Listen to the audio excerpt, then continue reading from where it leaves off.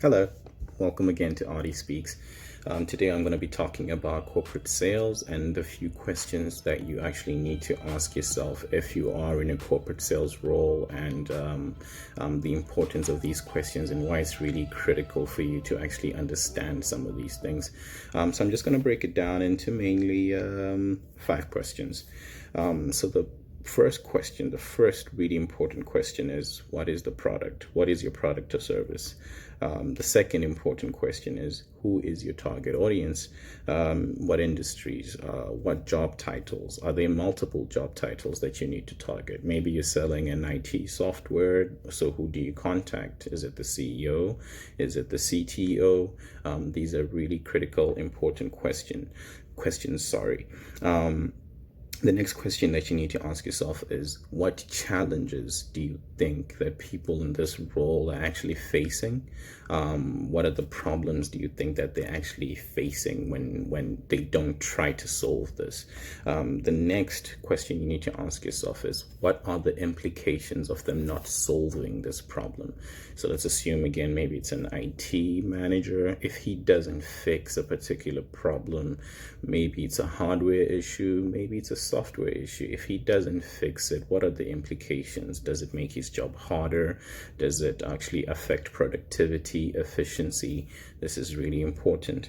And the last question that you also need to answer to your prospects or to your customers is, why is your product the best product?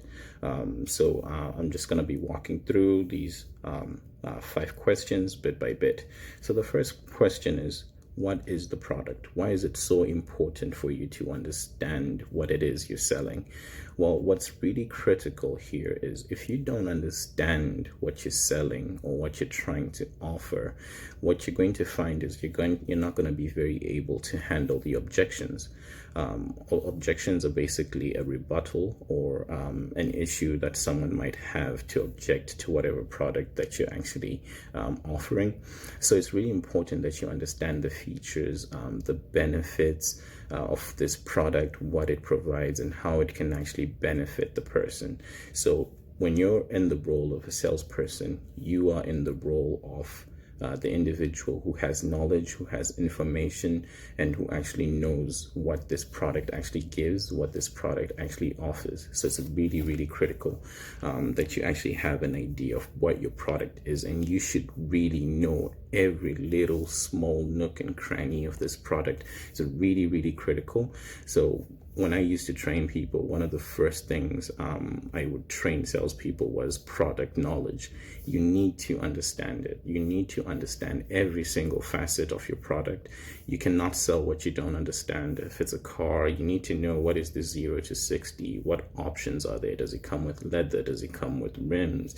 Does it come with hubcaps? You need to understand. You need to know every single little detail about that car. If it's a second-hand car, you need to know information about the history of the car. Has it been in a major accident? What does the repair history look like? You need to have all of this, because what you're going to find, you're going to get into a situation maybe where the customer actually asks you this.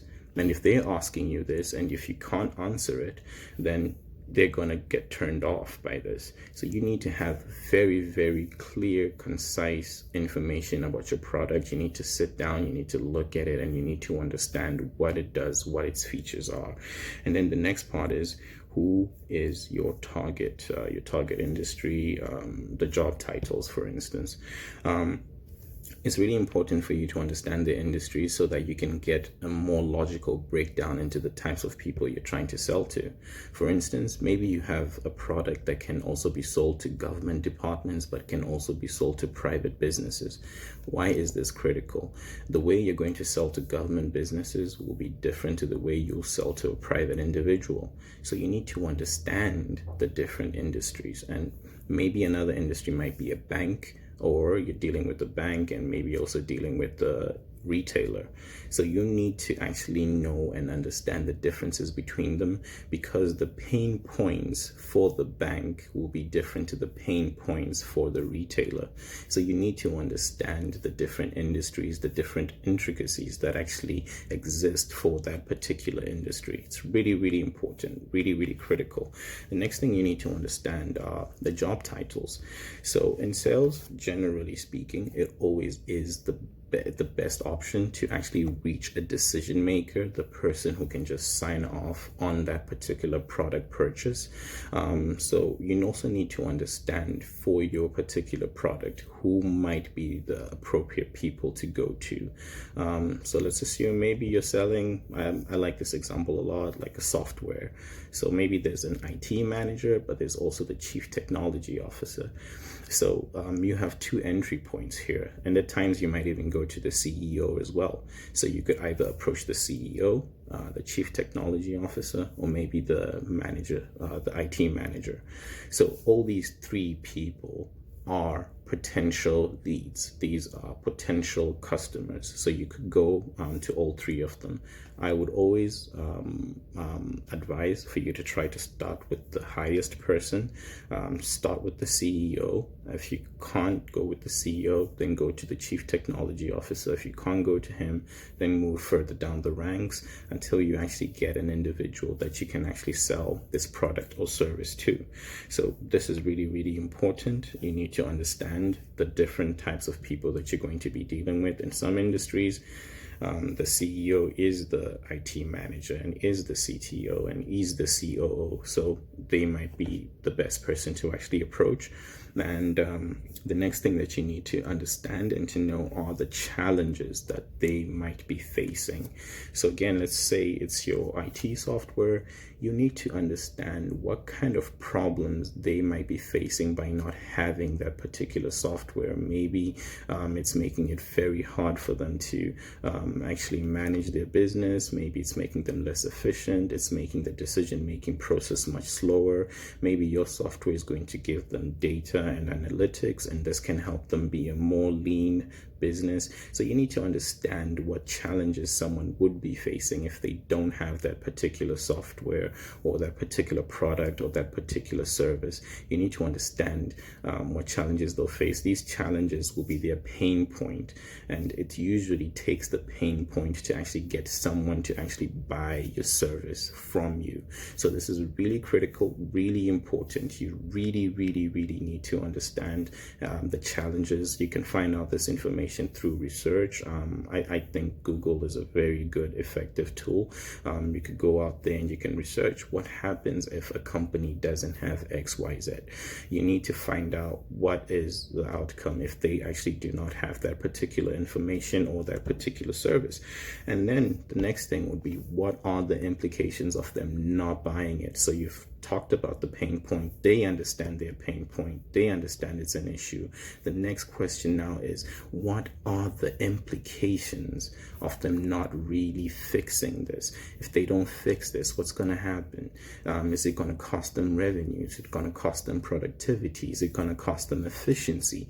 These are really critical, really crucial questions that always need to be addressed and that needs to be asked. So you need to communicate this to them, that if you are not making this purchasing decision, this is going to be the result for you. This is going to be the outcome. You're probably not going to be able to maybe grow your business by 5% or 10%, whatever the metrics are. You need to explain this to them, so that they have a good understanding of what the consequence of not getting that a service or product that you're offering actually is. And then the last part is, you need to detail to your prospect why your product is the best. So they might know that there's other competing products out there in the market, and this is your time to shine. if you already have done if you have already done the research of what your product is, what your product does, and the service that it actually offers, this is your time to shine. This is the part where you give them all the benefits that they have, that they can expect to have from having your product, from having your service. So this is the part where you explain to them that my product is number one in the market. It does this, it does A, B, C, D. You're going to get constant 24-hour support. We're going to do this and we're going to do that. This is critical, this is important. And these are pretty much the most important questions that someone who's in corporate sales needs to understand. It's very, very important that you understand these 5 questions. You need to know what your product is. You need to know who your target audience is, the industries, the job titles. You need to know what the challenges that they're facing from not having this product or service. And you also need to know what are the implications for them if they don't buy it. If you don't buy this product or service, what will happen to you? What will happen to your business? These are going to be the consequences. You need to explain that to them. And then the last thing, you need to also tell them why your product is the best, why your product is dominating the market, and why your product is the must-have product. And once you've done that, it really makes closing the sale much more easier and much more simple and straightforward. So this is pretty much the lesson for today. I hope you enjoyed it, and if you have any questions, please comment down below, and don't forget to like and to subscribe this video. Thank you. Bye-bye.